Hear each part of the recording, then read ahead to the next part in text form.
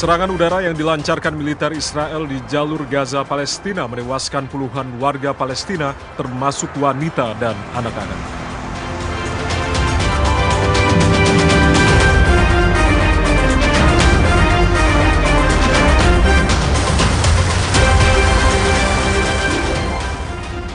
Korea Utara meluncurkan rudal balistik hipersonik baru yang memiliki kemampuan melesat 12 kali kecepatan suara.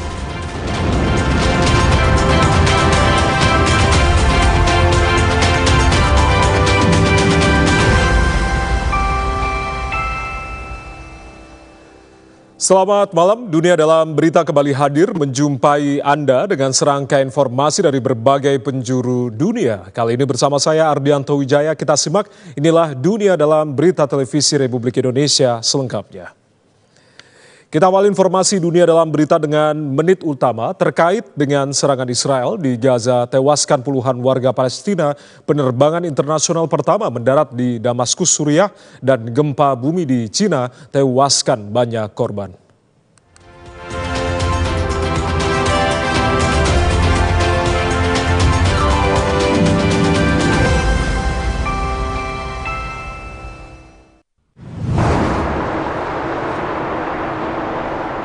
Gumpalan asap mengepul di Gaza Utara, Palestina setelah serangan udara Israel menewaskan sedikitnya 14 warga Palestina dalam 3 serangan terpisah di jalur Gaza.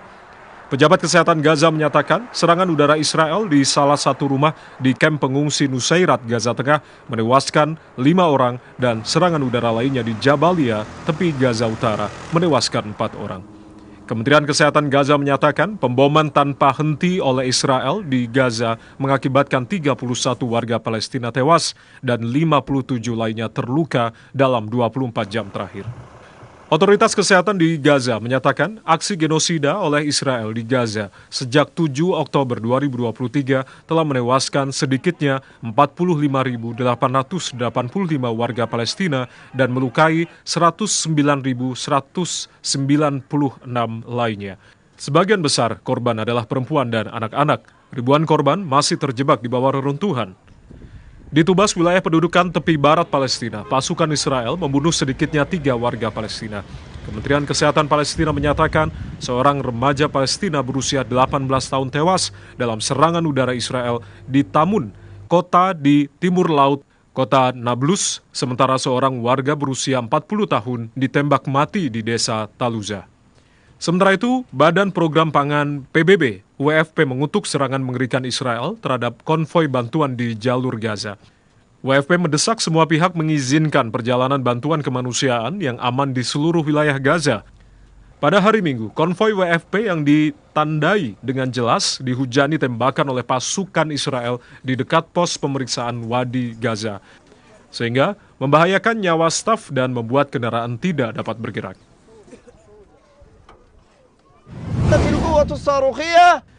Juru bicara militer Houthi Yaman, Yahya Sarea, menyatakan militer Houthi telah menyerang sasaran Amerika Serikat dan Israel. Houthi menargetkan kapal induk Amerika Serikat USS Harry Truman di utara Laut Merah dan upaya Amerika Serikat menyerang Yaman telah digagalkan. Militer Houthi juga menyerang fasilitas militer di kota Jaffa dan Askelon di Israel. Serangan Houthi bertujuan mendukung warga Palestina dalam perang melawan Israel di Gaza. Sementara itu, pesawat Qatar Airways mendarat di Bandara Internasional Damaskus, Suriah hari ini untuk pertama kalinya setelah 13 tahun ditangguhkan. Operasi Bandara Damaskus ditutup pada 8 Desember lalu, menyusul pertempuran untuk menggulingkan Presiden Suriah Bashar al-Assad. Sebelum jatuhnya rezim Assad, terdapat penerbangan internasional terbatas yang dioperasikan oleh Mirage Airlines milik Iran dan maskapai penerbangan Suriah Cham-Wings.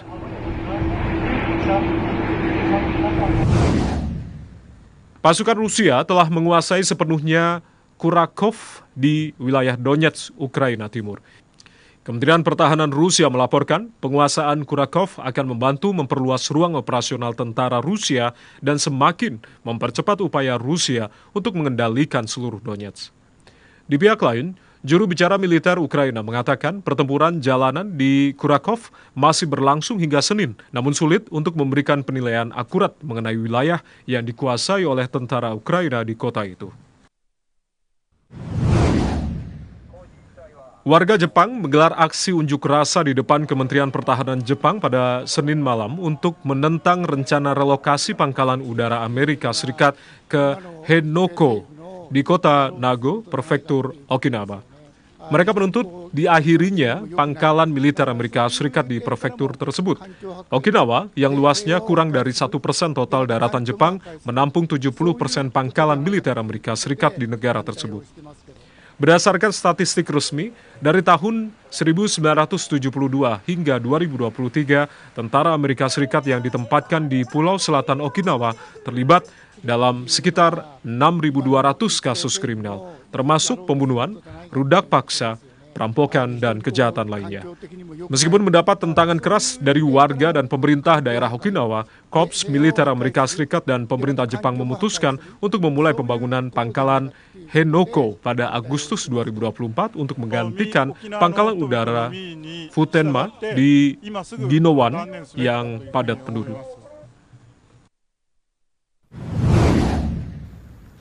Personil militer dan petugas pemadam kebakaran menghadapi suhu beku untuk menyisir puing-puing dalam upaya pencarian dan penyelamatan korban gempa berkekuatan 6,8 skala Richter yang melanda daerah otonomi Qizang, Cina Barat Daya pada Selasa pagi. Gempa bumi melanda Dingri di kota Zigaze pada pukul 9:05 dengan pusat gempa terletak di kota Sogo, Dingri. Sekitar 95 orang dipastikan tewas dan 130 lainnya luka-luka. Militer Cina mengirim drone untuk mensurvei pusat gempa pasca gempa. Selain itu, 50 anggota milisi tiba di kota Changsuo yang terkena dampak parah untuk operasi penyelamatan. Banyak bangunan runtuh akibat gempa dan mereka mengeluarkan orang-orang yang terluka dari reruntuhan.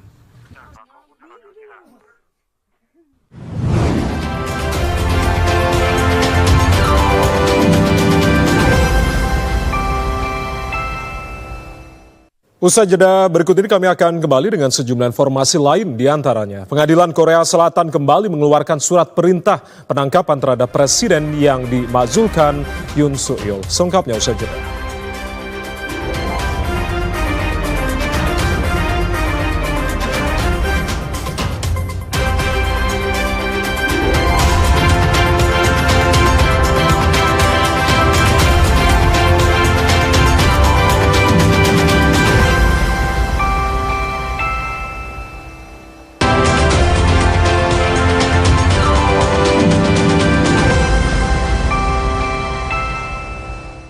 Terima kasih Anda masih bersama kami, Dunia dalam Berita Televisi Republik Indonesia, tentunya bersama saya Ardianto Wijaya. Kita beralih ke informasi selanjutnya. Korea Utara meluncurkan rudal balistik hipersonik baru beberapa hari menjelang pelantikan kembali Donald Trump sebagai Presiden Amerika Serikat. Rudal mutakhir Korea itu memiliki kemampuan melesat 12 kali kecepatan suara dan mencapai ketinggian maksimum hampir 100 km. Rekaman gambar yang ditayangkan oleh stasiun penyiaran Korea Utara, KRT, hari ini menunjukkan keberhasilan peluncuran uji coba rudal balistik hipersonik jarak menengah IRBM baru yang dilakukan kemarin. Uji coba rudal mutakhir Korea Utara pada Senin 6 Januari terjadi kurang dari 2 pekan sebelum Presiden terpilih Amerika Serikat Donald Trump kembali menjabat. Donald Trump pernah mengadakan pertemuan puncak yang belum pernah terjadi sebelumnya dengan pemimpin Korea Utara Kim Jong-un selama masa jabatan pertamanya dan memuji hubungan pribadi mereka. Ini merupakan peluncuran rudal pertama Korea Utara sejak 5 November 2024 dan bertepatan dengan kunjungan Menteri Luar Negeri Amerika Serikat Antony Blinken ke Korea Selatan. Blinken menjanjikan kerjasama bilateral dan trilateral dengan Jepang untuk menanggapi ancaman militer Pyongyang yang semakin meningkat. Media Korea Utara, KCNA melaporkan, rudal balistik hipersonik baru Korea Utara ditembakkan di pinggiran ibu kota Pyongyang dan terbang sekitar 1.500 km dengan kemampuan melesat 12 kali kecepatan suara. Rudal itu mencapai ketinggian maksimum hampir 100 km sebelum mendarat secara akurat pada sasaran di lepas pantai timur. Penjabat Presiden Korea Selatan, Choi Sang-mok, mengatakan peluncuran rudal Korea Utara itu menimbulkan ancaman serius terhadap keamanan di semenanjung Korea dan seluruh dunia. Sementara juru bicara Kepala Staf Gabungan Korea Selatan, Lee Song-jun, mengatakan Korea Selatan tidak percaya dengan jarak penerbangan dan ketinggian rudal yang disampaikan Pyongyang. Dari Korea Selatan kita bergeser ke dari Korea Utara kita bergeser ke Korea Selatan. Presiden Korea Selatan yang dimakzulkan, Yoon Suk Yeol, bersembunyi di vilanya yang luas di Seoul saat para penyelidik merencanakan penangkapannya. Sementara itu Pengadilan Korea Selatan telah mengeluarkan kembali surat perintah penangkapan terhadap Yoon.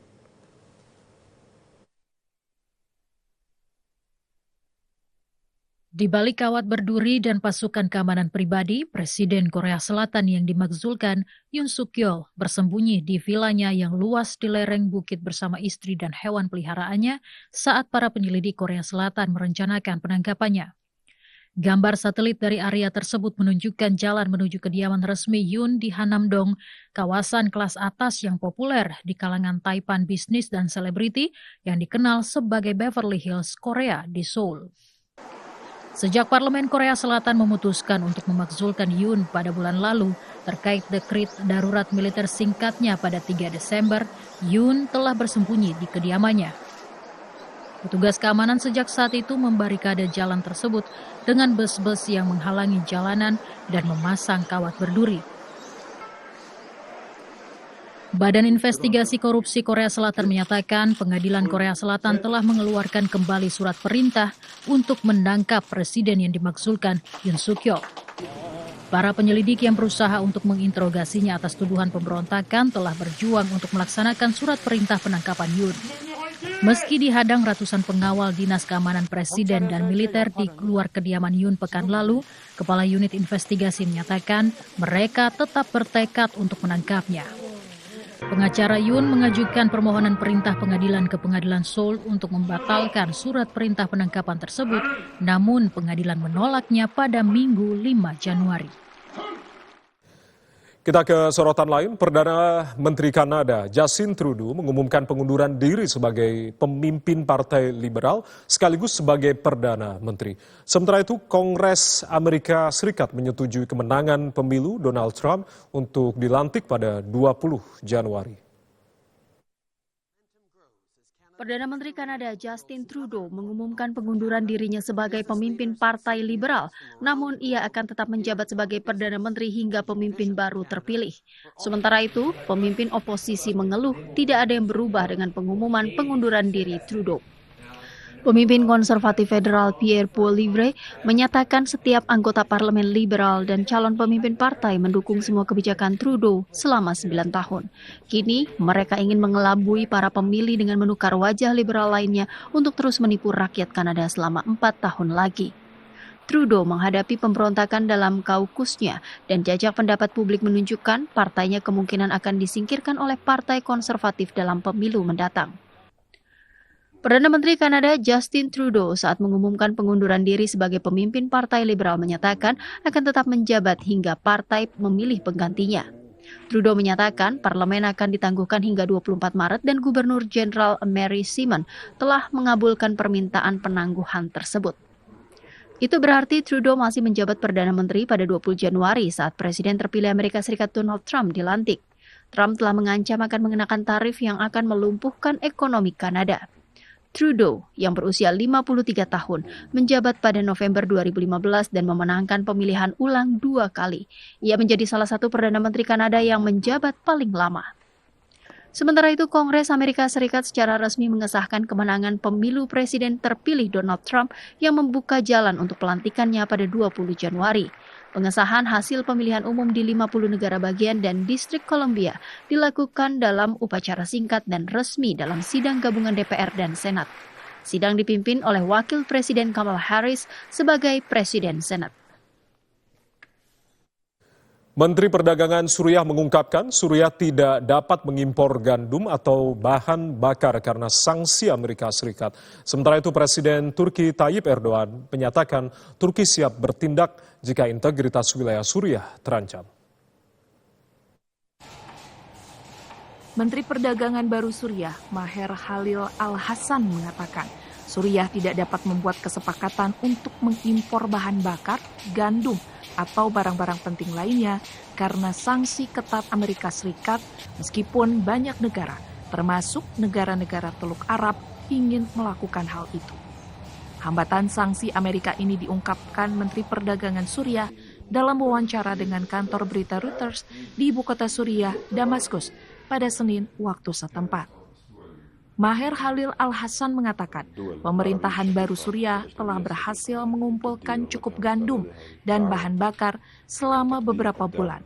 Namun, negara tersebut menghadapi bencana jika sanksi tidak dibekukan atau segera dicabut. Sanksi Amerika dijatuhkan pada masa pemerintahan Bashar al-Assad yang menargetkan pemerintahannya dan lembaga negara seperti Bank Sentral. Rusia dan Iran yang merupakan pendukung utama pemerintahan Assad sebelumnya menyediakan sebagian besar gandum dan produk minyak Suriah. Namun keduanya berhenti memberikan bantuan setelah pemberontak menang dan Assad melarikan diri ke Moskow. Sementara itu, Menteri Luar Negeri Jerman, Annalena Baerbock, dan Menlu Prancis, Jean Noël Barrot, mengunjungi penjara paling terkenal di Suriah, Kompleks Sednaya. Menlu Jerman dan Prancis adalah menteri pertama dari Uni Eropa yang mengunjungi Suriah sejak pemberontak menguasai Damaskus pada 8 Desember dan memaksa Presiden Bashar al-Assad melarikan diri ke Rusia setelah lebih dari 13 tahun perang saudara. Kedua negara menyatakan ingin menjalin hubungan baru dengan Suriah dan mendesak transisi damai menjelang pertemuan dengan pemimpin baru de facto Ahmed al-Shara. Di Ankara, Turki, Presiden Turki Tayyip Erdogan menyatakan bahwa akhir milisi Kurdi di Suriah semakin dekat dan menegaskan tidak ada ruang untuk teror di masa depan Suriah setelah tergulingnya Bashar al-Assad bulan lalu. Berbicara rapat kabinet di Ankara, Erdogan juga mengancam akan melakukan operasi lintas batas baru ke Suriah terhadap milisi Kurdi jika integritas wilayah Suriah dalam bahaya. Usai jeda kami akan kembali dengan sejumlah informasi olahraga. Di antaranya, AC Milan secara dramatis menjadi juara Piala Super Italia usai mengalahkan rival sekota Inter Milan. Selengkapnya usai jeda.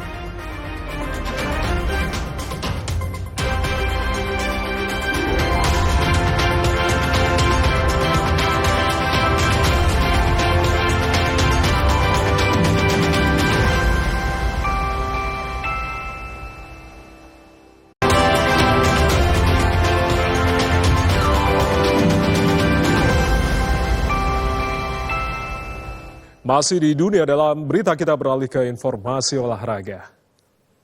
AC Milan menyambut juara Super Italia 2024-2025 setelah menang dramatis 2-3 atas Inter Milan dalam derby Milano di Stadion Al-Awwal Park, Riyadh, Arab Saudi.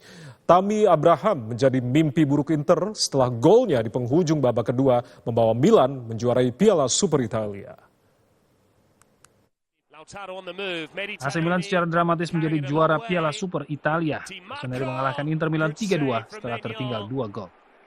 Dalam derby Milano yang berlangsung di Stadion Al-Awwal Park, Riyadh, Arab Saudi, kedua tim saling serang sejak awal laga dimulai. Rossoneri mengancam lebih dahulu melalui contekan Tijani Reinders di menit ke-10, namun masih melebar di sisi gawang Inter. Masa injury time babak pertama, Nerazzurri memimpin lebih dahulu melalui tembakan kaki kiri Lautaro Martinez di menit ke-42 plus 2. Sekaligus menutup babak pertama dengan keunggulan 0-1 untuk Inter Milan. 3 menit lepas jeda, Nerazzurri berhasil menggandakan keunggulan melalui Mehdi Taremi setelah sukses memanfaatkan umpan terobosan Stefan de Vrij. Tampil tertekan di babak pertama, Rossoneri mampu memperkecil ketertinggalan menjadi 1-2 di menit ke-52 melalui tendangan bebas Theo Hernandez. Tertinggal 1-0 membuat anak asuhan Sergio Conceição bermain terbuka dan terus menekan pertahanan Inter. Usaha Milan akhirnya membuahkan hasil di menit ke-80 setelah Pulisic berhasil meneruskan umpan tarik mendatar Theo Hernandez dan mengubah skor menjadi imbang 2-2. Tammy Abraham menjadi mimpi buruk Inter Ia sukses mengkonversi umpan Leao menjadi gol di menit ke-90 plus 3 dan membawa Milan juara Piala Super Italia 2024-2025.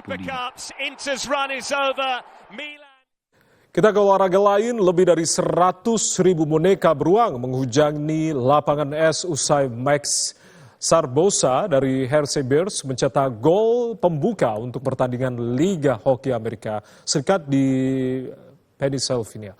Melempar boneka ke lapangan menjadi tradisi tahunan yang dilakukan para penggemar.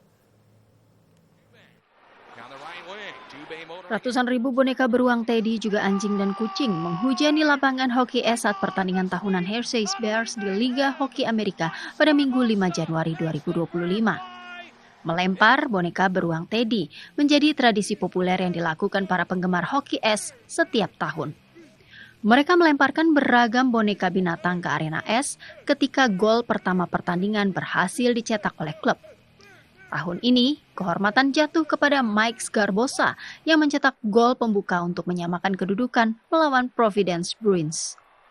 Para pemain segera menghindari serbuan boneka itu dengan total rekor 102.343 boneka beruang dan boneka binatang lainnya yang dikumpulkan selama acara tersebut.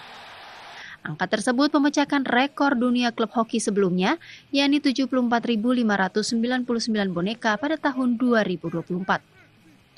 Boneka-boneka itu saat ini didonasikan ke lebih dari 35 badan amal lokal sebagai bagian dari program kepedulian klub Hershey Bears. Seakan hari itu tidak bisa lebih baik lagi bagi para penggemar klub tuan rumah di Pennsylvania, The Bears terus mencatat kemenangan 5-1 di hadapan lebih dari 10.000 penonton yang memadati stadion. Kita beralih ke informasi berikutnya. Presiden Rusia Vladimir Putin menghadiri misa Natal Ortodoks bersama jemaat lainnya di gereja Moskow. Menjelang liturgi ilahi, Putin meminta pemimpin gereja Ortodoks Rusia, yakni Patriark Kirill, untuk memberkati salib untuk para komandan militer Rusia.